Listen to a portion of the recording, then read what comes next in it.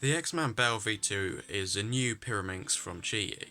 It's the eventual successor to the X-Man Bell, which is until recently still widely used by top pyraminxes, despite being released in September 2016. So, almost 4 years later, we have its successor, the Bell V2M, which the main difference I've noticed is it's much lighter. So as you can see here, it is only 76 grams, which when compared to the original Bell, 104 grams, and also the Huanglong at 94, which is slightly lighter. The MS is about the same weight, but the problem is with the MS is it's just lack of corner cutting. It's got a smaller Florian hole, which I think is its main problem. Now, the Bell V2M has like nice, normal, quite light turning. The only issue is the tips, so they don't just turn easily and click into place like the original Bell, where they're quite light but they click into place. I don't think that's a major issue, but it is something to bear in mind. It's not just an easy flick and they click into place. Just if you lightly flick, it will just go halfway, which is a bit annoying, but not a massive issue. The main thing about this that makes it different from other pyraminxes is the magnets. So I've decided I want mine on the weak magnets, but you can change by rotating this screw. So mine's on the weakest, and if you turn to the right, it will go into medium and then strong. And it's personal preference really what you want. It's just different magnet strengths. So as you can see here, we have these little lines around the center. Now, this has never been done before, and I think it improves the friction and, well, just makes it perform slightly better. And there's also this torpedo here, which makes it really smooth around the center there, so the edge here can just smoothly turn around with absolutely no risk of popping whatsoever. So yeah, it's a nice new mechanism update I'm pretty pleased to see, along with the revolutionary, well, it's not really that revolutionary, but it is for pyraminxes, magnet changeability.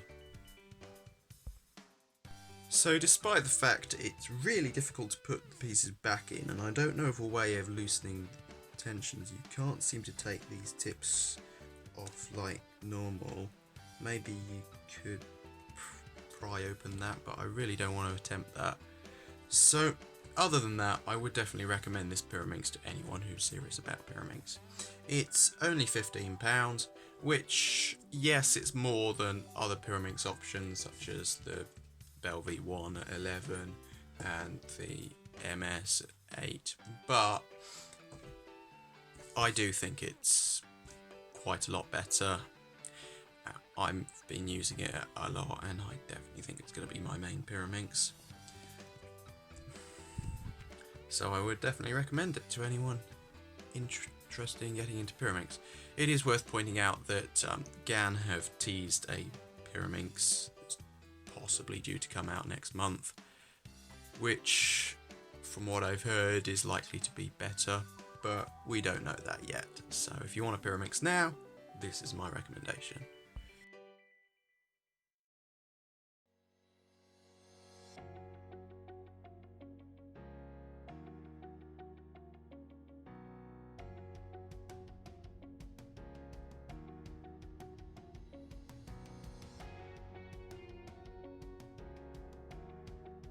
So for pyraminx, I basically just solve a layer. I used to just solve the tips straight away every time, But then when I started actually doing a bit of pyraminx, I quickly realised actually that's not a good idea, because you're just planning to fix the tips and then you don't really know what you're doing for the rest of the solve. So obviously I'm not great at pyraminx, but when I do it, which isn't often, I will just solve a layer and then I know a few algorithms. Most of them I've developed myself, but I have corrected a few of them. I don't remember what my previous 2-flip one was, flipping 2 edges. It was really bad, and but I came up with something for that myself. It was really bad, but it worked. So yeah, and then just to finish it off, I still use some weird old thing for one case where you have one edge flipped, three edges in the last layer. Yeah, that weird case where you're meant to do F sexy F prime, I guess, but I don't. I just do some weird old thing I came up with myself. But I guess it works, and the case recognition, if I tried to do the normal thing, I'd have to relearn and it would take a while. And since I don't do much pyraminx, that's problematic. But ultimately, if anything's going to get me into pyraminx, it'll be this pyraminx, but I don't think I'll quite do it. And I still find pyraminx a bit boring and prefer just end by ends at the moment.